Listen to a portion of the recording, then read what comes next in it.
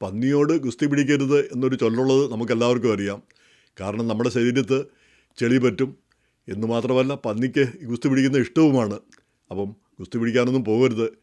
ഇത് പറയാൻ ചില കാര്യങ്ങളുണ്ട്. നമ്മൾ ഈ റേസിസ്റ്റുകളോട് നമ്മൾ മത്സരിക്കാനും അവരെ പറഞ്ഞു തിരുത്താനും അല്ലെ അവരെ പറഞ്ഞു ധരിപ്പിക്കാനും ഒക്കെ പോകുന്നത് അപകടകരമാണ്. അവർ അതിനപ്പുറത്തേക്ക് നമ്മളെ പിന്നെ ന്യായങ്ങൾ കണ്ടുപിടിക്കുകയും നമ്മളെ അധിക്ഷേപിക്കാനും അവഹേളിക്കാനും കാരണങ്ങൾ കണ്ടെത്തുകയും ചെയ്യും. അപ്പോൾ ഇത് ഇങ്ങനെയുള്ള കാരണങ്ങൾ വരുമ്പോൾ റേസിസം ശക്തിപ്പെട്ടുകൊണ്ടിരിക്കുമ്പോൾ നമ്മളൊന്ന് ഈ ചുവരെഴുത്ത് കാലത്തിൻ്റെ ഒരു സൂചന നമ്മൾ മനസ്സിലാക്കിയിരിക്കേണ്ടതാണ്. അപ്പോൾ അതേസമയം തന്നെ നമ്മുടെ ഭാഗത്ത് തെറ്റുകളുണ്ടാവുന്നത് ശരിയാണോ? ഇന്നിപ്പം വന്നിരിക്കുന്ന ഒരു റിപ്പോർട്ടാണ് സൗത്ത് കാരോളിനയിൽ മോറിസ്വിൽ എന്ന് പറഞ്ഞ മറ്റൊരു ടൗണിൽ അവിടെ ദീപാവലി ആഘോഷത്തിന് ശേഷം അവിടെ മുഴുവൻ അലങ്കോലമാക്കി ഇട്ടിട്ട് പോയി. അവിടെ മുഴുവൻ ചപ്പും ചവറും എല്ലാം കൂടെ ഇട്ടിട്ട് പോയി. അതുപോലെ തന്നെ അവിടെ പടക്കം പൊട്ടിക്കാൻ പാടില്ലാത്തതാണ്. പടക്കം പൊട്ടിച്ച് ആളുകളെല്ലാം ശല്യപ്പെടുത്തി. അപ്പം ഇതിനെപ്പറ്റി അവിടുത്തെ പോലീസ് ഡിപ്പാർട്ട്മെൻറ്റ് ഫേസ്ബുക്കിൽ എഴുതി ഇങ്ങനെ ചെയ്യുന്ന പടക്കം പൊട്ടിക്കുന്നത് അത് അനുവദനീയമല്ല, ശരിയല്ല, അത് നിയമവിരുദ്ധമാണ്. അതുപോലെ തന്നെ അവിടെ ചപ്പും ചവറും ഇട്ടേച്ച് പോയത്. അപ്പോൾ അത് മൊത്തത്തിൽ നമ്മുടെ സമൂഹത്തിൽ തന്നെ എന്തൊരു നാണക്കേടാണ് ഉണ്ടാക്കുന്നത്. നമ്മളൊരു കാര്യം ചെയ്തിട്ട് അത് ക്ലീനപ്പ് ചെയ്യാതെ പോകുക എന്ന് പറഞ്ഞാൽ നമുക്കറിയാം. ഇപ്പോൾ അമേരിക്കയിലെ സിറ്റുവേഷൻ, ഇവിടെ ഈ പട്ടിയും കൊണ്ട് പോകുന്നവർ അവരൊരു പ്ലാസ്റ്റിക് ബാഗ് കൂടെ കയ്യിൽ കരുതിയിരിക്കും. പട്ടി കാഷ്ടിച്ചാൽ അതും വാരിയെടുത്തുകൊണ്ടാണ് അവർ പോകുന്നത്. അത് അവിടെ ഇട്ടിട്ട് പോവില്ല. ഇന്ത്യക്കാരുടെ ഒരു സിവിക് സെൻസ് അല്ല അത്. അപ്പോൾ അങ്ങനത്തെ ഒരു രാജ്യമാണ് അവർ. ആ രീതിയിലുള്ളൊരു കാരണം അവിടെ ഈ പട്ടിക്കാഷ്ടമൊക്കെ അവിടെ കിടന്നാൽ അത് മഴ പെയ്യുമ്പോൾ നനഞ്ഞ് വെള്ളത്തിലൊക്കെ അലിഞ്ഞു കഴിഞ്ഞാൽ, കുടിവെള്ളത്തിലൊക്കെ ചെന്ന് കഴിഞ്ഞാൽ മനുഷ്യർക്ക് നാനാതരം അസുഖങ്ങൾ വരുന്നതിന് അത് ഇടയാക്കും. ഇന്ത്യയിലൊക്കെ അങ്ങനെ ഈ മാലിന്യങ്ങളൊക്കെ ഉണ്ടാകുന്നതിൻ്റെ പ്രധാനപ്പെട്ട കാരണം ഇങ്ങനെയാണ്. ഇതാണെന്ന് നമുക്കറിയാം. ആളുകളെല്ലാം മലിനമായിട്ടുള്ള കാര്യങ്ങൾ, ഈ മാലിന്യം ശരിക്കും ഡിസ്പോസ് ചെയ്യാനായിട്ട് നമുക്ക് കഴിയുന്നില്ല. അതിനുള്ള സംവിധാനങ്ങളുമില്ല, പിന്നെ ആളുകൾക്ക് അതിനുള്ള താല്പര്യവുമില്ല. രണ്ടുമുണ്ട്. അപ്പോൾ ആ ചിന്താഗതി നമ്മളിവിടെ കൊണ്ടുവന്ന് ഇറക്കാമോ? പടക്കം പൊട്ടിക്കരുതാത്ത ഒരു സ്ഥലത്ത് നമ്മളെന്തിനാണ് പടക്കം പൊട്ടിച്ചത്? അത് ശരിയാണോ? അതുപോലെ തന്നെ പലതരം പടക്കങ്ങൾ പൊട്ടിക്കാൻ പാടില്ല, അതൊക്കെ ചെയ്യുക. എന്നിട്ട് പിന്നെ ചപ്പും ചവറും കൂട്ടിയിട്ടിട്ട് അത് എടുത്ത് ക്ലീനപ്പ് ചെയ്യാതെ പോവുക. അപ്പോൾ ഇത് ഇന്ത്യക്കാർക്ക് തന്നെ അപമാനമാണ്. അത് പല ഇന്ത്യക്കാരത് പറയുകയും ചെയ്തു. ഇപ്പം 10-20 വർഷം മുമ്പ് ഞാൻ ഓർക്കുന്നുണ്ട്, ന്യൂയോർക്ക് സിറ്റിയിലെ ഇന്ത്യ ഡേ പരേഡ്. ഏതാണ്ട് 1.5 ലക്ഷം പേരൊക്കെ അന്നൊക്കെ പങ്കെടുക്കുന്ന പരേഡാണ്. അപ്പോൾ ആ പരേഡ് കഴിഞ്ഞതിന് പിറ്റേ ദിവസം നോക്കുമ്പോൾ അവിടെ മുഴുവൻ ചപ്പും ചവറും കിടക്കുകയാണ്, കൂന കൂട്ടി കിടക്കുകയാണ്. അപ്പോൾ അത് ന്യൂയോർക്ക് ടൈംസ് വരെ അതിനെപ്പറ്റി ലേഖനം എഴുതി. ഒടുവിൽ പിന്നെ ഇന്ത്യൻ കമ്മ്യൂണിറ്റി ഈ സിറ്റിയുമായിട്ടൊക്കെ വലിയ ചർച്ചയൊക്കെ നടത്തി ഒടുവിൽ ധാരണയിലെത്തി. ഇത് ഈ പരേഡിന് ശേഷം അതെല്ലാം ക്ലീനപ്പ് ചെയ്തുകൊള്ളാം എന്ന് ഉറപ്പ് കൊടുത്തതിന് ശേഷമാണ് പിന്നെ പെർമിറ്റ് കിട്ടിയത്. അപ്പോൾ അങ്ങനെ ഇവിടെയുള്ള സാഹചര്യം നമ്മൾ മനസ്സിലാക്കാതെ ഇവിടെ റേസിസം ശക്തിപ്പെടുമ്പോൾ തന്നെ അത് ശക്തിപ്പെടുന്നതിനുള്ള കാരണങ്ങൾ നമ്മൾ ഉണ്ടാക്കുന്നത് ശരിയാണോ? നമ്മുടെ ഭാഗത്തും വിവരത്തോടുകൂടി പെരുമാറാനുള്ള ഒരു കഴിവ് നമുക്കും വേണം. ഇവിടെ ആളുകൾ എങ്ങനെയാണോ പെരുമാറുന്നത് ആ രീതിയിൽ തന്നെ നമ്മളും പെരുമാറണം. അങ്ങനെയല്ലാതെ ഇവിടെ മലിനമാക്കുക, നമ്മുടെ നാട്ടിൽ അങ്ങനെയാണ് ചെയ്യുന്നതെന്ന് പറഞ്ഞ് അങ്ങനെ ഇവിടെ ചെയ്യാമോ? ഇപ്പം നമ്മൾ കണ്ട് ഡൽഹിയിൽ പടക്കം പൊട്ടിച്ചിട്ട് ആളുകൾക്ക് പ്രാണവായു കിട്ടാതെ ആളുകൾ വിഷമിക്കുന്നത്. ഈ ദീപാവലി ആഘോഷം കഴിഞ്ഞപ്പോഴത്തേക്ക് ആ നഗരങ്ങളിൽ, ആ പ്രദേശങ്ങളിൽ മുഴുവൻ മനുഷ്യർ പടക്കം പൊട്ടിച്ചിട്ട് പ്രാണവായു കിട്ടാതെ ആളുകൾ വലയുക. ഇത് പഞ്ചാബിൽ ഈ കരിമ്പ് വെട്ടിക്കഴിഞ്ഞതിന് ശേഷമുള്ള അതിൻ്റെ ചുവടും മറ്റ് ഭാഗങ്ങളും എല്ലാം കൂടെ കത്തിച്ച് ഡൽഹി മുഴുവൻ പുക കൊണ്ട് നിറയുന്നതും അതിനെതിരെ സുപ്രീം കോടതി ചില ഉത്തരവുകളൊക്കെ പുറപ്പെടുവിക്കുകയും ചെയ്തതൊക്കെ നമ്മൾ വായിച്ചതാണ്. അപ്പോൾ ഈ പുകയൊക്കെ എങ്ങനെ ഉയരുന്നത്? മാലിന്യമാണ് പുക. അപ്പോൾ ആ പുക ഉയരുന്നത് അത് പടക്കത്തിൽ നിന്നായാലും കത്തിച്ചിട്ടായാലും, അപ്പോൾ അത് പ്രാണവായുവിനെ കൂടി ഇല്ലാതാക്കുന്ന ഒരവസ്ഥ വന്നു കഴിഞ്ഞാൽ എന്ത് ചെയ്യും? നമ്മുടെ ആ സിവിക് സെൻസ് എന്താണ്? അതിന് ഒരു തടയിടാനായിട്ട് ആളുകൾക്ക് കഴിയില്ല. ആളുകൾക്ക് അതിനൊരു പരിധി വെക്കാൻ കഴിയില്ലേ? അത്യാവശ്യം പടക്കം പൊട്ടിച്ചാൽ പോരെ. ഇപ്പോൾ കാനഡയിൽ തീ വന്നു കഴിഞ്ഞാൽ ന്യൂയോർക്ക് സിറ്റിയിലൊക്കെ ആ പുക ഇങ്ങോട്ട് വന്നിട്ട് സിറ്റിയിൽ ആളുകൾക്ക് വായു ഈ ഓക്സിജൻ കിട്ടാത്ത ഒരവസ്ഥ വരും. നമുക്കറിയാം ചില സന്ദർഭങ്ങളിൽ, ചുരുക്കമായിട്ടേ ഉള്ളൂ എങ്കിൽ കൂടി കാട്ടുതീയൊക്കെ ഉണ്ടായിക്കഴിഞ്ഞാൽ. അപ്പോൾ അങ്ങനെയുള്ള കാര്യങ്ങൾ ഈ നമ്മളായിട്ട് മനുഷ്യനിർമ്മിതമായിട്ടുണ്ടാകാതിരിക്കാനായിട്ട് ശ്രദ്ധിക്കേണ്ടത് അതാണ് സിവിക് സെൻസ് എന്ന് പറയുന്നത്. അത് നമുക്കില്ല എന്ന് പറയുന്നതും ശരിയല്ല. പ്രത്യേകിച്ച് അമേരിക്കയിൽ വന്നതിന് ശേഷം നമ്മൾ ഇവിടുത്തെ നിയമങ്ങൾ, ഇവിടുത്തെ സാഹചര്യങ്ങളൊക്കെ പാലിക്കാനുള്ള എല്ലാ ബാധ്യതയും നമുക്കുണ്ട്. എന്നുവെച്ച് ഇതൊന്നും പാലിക്കാതെ അവർ റേസിസ്റ്റ് ആവുന്നു, അവർ നമ്മളെ കുറ്റം പറയുന്നു എന്നൊക്കെ പറയുന്നതിൽ ഒരർത്ഥവുമില്ല.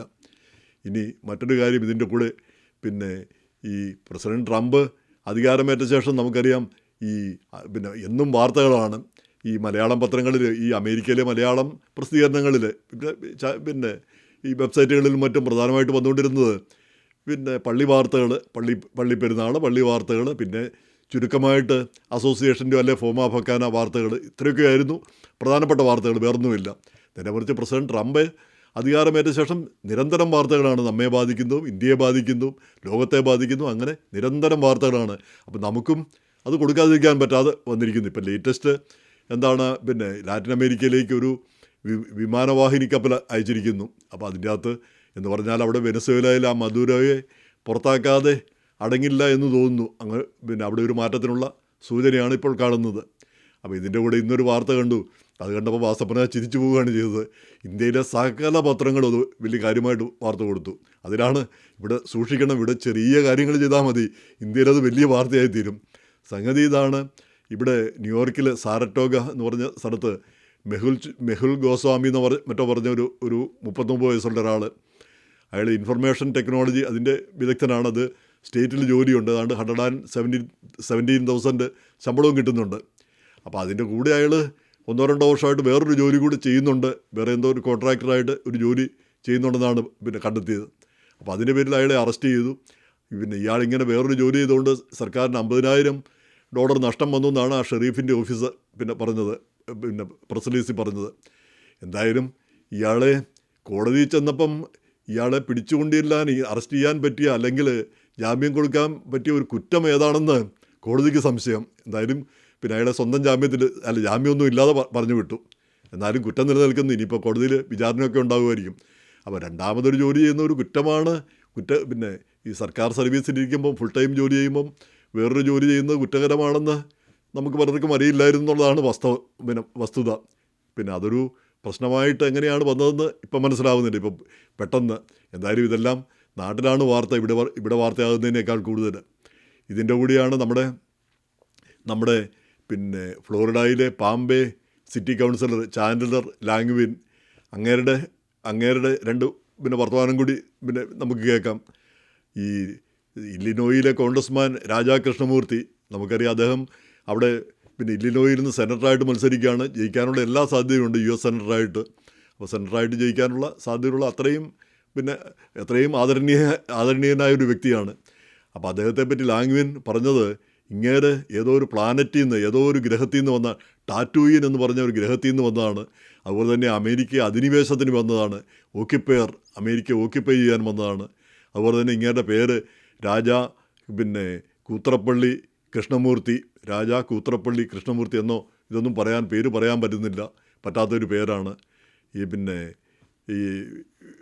അങ്ങനെ ആക്ഷേപകരമായിട്ട് വളരെ ഹീനമായിട്ടുള്ള ആക്ഷേപങ്ങൾ. അപ്പം അതിന് പ്രധാനപ്പെട്ട കാരണം എന്താണെന്ന് വെച്ചാൽ, നേരത്തെ ഇങ്ങനെ ഈ ലാംഗ്വിൻ പറഞ്ഞ കാര്യം നമ്മൾ നേരത്തെ വീഡിയോയും ഒക്കെ ചെയ്തിരുന്നതാണ്. സകല ഇന്ത്യക്കാരെയും പുറത്താക്കണം, ഇവർക്കൊന്നും അമേരിക്കയോട് കൂറില്ല, പിന്നെ അങ്ങനെയുള്ള കാര്യങ്ങൾ പറഞ്ഞു. അപ്പോൾ അതിനെതിരെ രാജാകൃഷ്ണമൂർത്തി പ്രതികരിച്ചു, കോൺഗ്രസ്മാൻ. അപ്പോൾ അത് അതിൻ്റെ പ്രതികരണമാണ് ഇങ്ങനെ നടത്തിയത്. അപ്പോൾ എന്തായാലും കൃഷ്ണമൂർത്തി ഇതിനും പ്രതികരിച്ചിട്ടുണ്ട്. പുള്ളി പറഞ്ഞിരിക്കുന്നത്, ഇങ്ങനെയുള്ള അനാവശ്യം പറഞ്ഞതിന് മാപ്പ് ചോദിക്കുന്നതിന് പകരം വീണ്ടും ആക്ഷേപവും വീണ്ടും മോശമായിട്ടുള്ള പരാമർശമാണ് അയാൾ നടത്തുന്നത്. അപ്പോൾ അയാൾ ഇങ്ങനെയുള്ള ആളുകൾ അമേരിക്കയെ പറ്റി ഇവരെന്തറിഞ്ഞിട്ടാണ് ഈ പറയുന്നത്. കൃഷ്ണമൂർത്തി പറയുന്നത്, അദ്ദേഹം ഇന്ത്യയിൽ ജനിച്ചു, പക്ഷേ വളർന്നത് ഇല്ലിനോയിലാണ്. ഇവിടുത്തെ ജനമാണ് കോൺഗ്രസ്മാനായിട്ട് തിരഞ്ഞെടുത്തത്. അങ്ങനെയാണ് എവിടുന്നെങ്കിലും വന്നവരാണ് ഇവിടെ ഉള്ളവരെല്ലാവരും തന്നെ. അല്ലാതെ ഇവിടെ ജനിച്ചവർ ഈ നേറ്റീവ് അമേരിക്കൻസ് മാത്രമേ ഉള്ളൂ, നമുക്കെല്ലാവർക്കും അറിയാവുന്നതാണ്. പക്ഷേ ആക്ഷേപിക്കാനും കുറ്റപ്പെടുത്താനും വേണ്ടി മാത്രം ചിലരിരുന്ന് കഴിഞ്ഞാൽ എന്തു ചെയ്യും? അതുപോലെ തന്നെ ഈ ഇന്ത്യ ഇദ്ദേഹം ഡെമോക്രാറ്റാണ് കൃഷ്ണമൂർത്തി.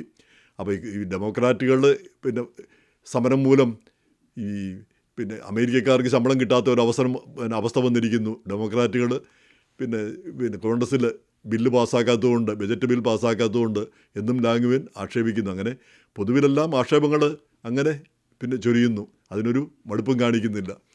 അപ്പോൾ ഇങ്ങനെയുള്ള കാര്യങ്ങൾ നമ്മളൊക്കെ മനസ്സിലാക്കിയിരിക്കേണ്ടതാണ്. ഈ രാജ്യത്ത് ജീവിക്കുമ്പം ഈ രാജ്യത്തെ അവസ്ഥകളും സ്ഥിതിവിശേഷങ്ങളും നമ്മൾ മനസ്സിലാക്കിയിരിക്കേണ്ടതാണ്.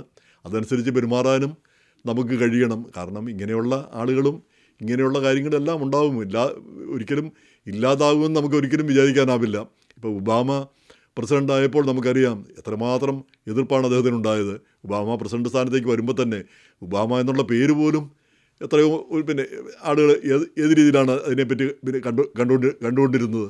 അപ്പോൾ അതിപ്പം നമ്മുടെ നാട്ടിൽ മമ്മൂട്ടി എന്ന പേര് ആദ്യം കേട്ടപ്പം അതെന്തോ ഒരു പിന്നെ മോശമായിട്ടാണ് ആളുകൾ പിന്നെ കണക്കാക്കിയത്, ഒരു ഫണ്ണി നെയിമായിട്ട്. ഇപ്പം നമുക്കങ്ങനെ തോന്നുന്നില്ല.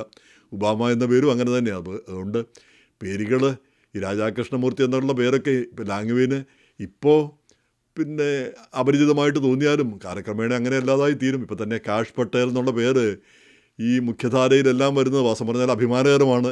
FBI ഡയറക്ടർ എന്ന നിലയിൽ പട്ടേൽ എന്ന പേരും കാഷ് പട്ടേൽ പിന്നെ അങ്ങേരുടെ ഫോട്ടോയും ഒരു ഇന്ത്യക്കാരൻ്റെ ഫോട്ടോയും വരുന്നത് നമ്മൾ ഇവിടുത്തുകാരാണ്, ഇവിടെ തന്നെ ജീവിക്കാൻ വന്നവരാണ് എന്നുള്ള ആ ഒരു ധാരണ വളർത്തുന്നതിന് ഏറ്റവും നല്ലൊരു കാര്യമായിട്ട് തോന്നുന്നു. കാഷ് പട്ടേലിൻ്റെ FBI ഡയറക്ടറാകാനുള്ള യോഗ്യത ഉണ്ടെങ്കിലും ഇല്ലെങ്കിലും എന്തായാലും യോഗ്യത ഉണ്ടായതുകൊണ്ടായിരിക്കുമല്ലോ അവിടെ ആ സ്ഥാനത്തിരിക്കുന്നത്. എന്തായാലും അത് നമ്മുടെ സമൂഹത്തിന് കിട്ടിയ ഒരു ശാക്തീകരിക്കുന്ന ഒരു കാര്യമായിട്ടാണ് എനിക്ക് തോന്നിയിരിക്കുന്നത്. പിന്നെ മറ്റൊരാൾക്കും കഴിയാത്തത്ര രീതിയിൽ പിന്നെ ഇന്ത്യക്കാരുമായിട്ട് ഐഡൻറ്റിഫൈ ചെയ്യാനായിട്ട് ഈ കാഷ് പട്ടേലിൻ്റെ ആ സ്ഥാനം പിന്നെ ഒരു പ്രധാന പങ്ക് വഹിക്കുന്നു എന്നുള്ളത് ഒരു വസ്തുതയാണ്. എന്തായാലും ഇതൊക്കെ നമ്മൾ അറിഞ്ഞിരിക്കേണ്ട കാര്യങ്ങൾ എന്ന് മാത്രം, പേടിക്കേണ്ടതല്ല, അറിഞ്ഞിരിക്കണം എന്ന് മാത്രം.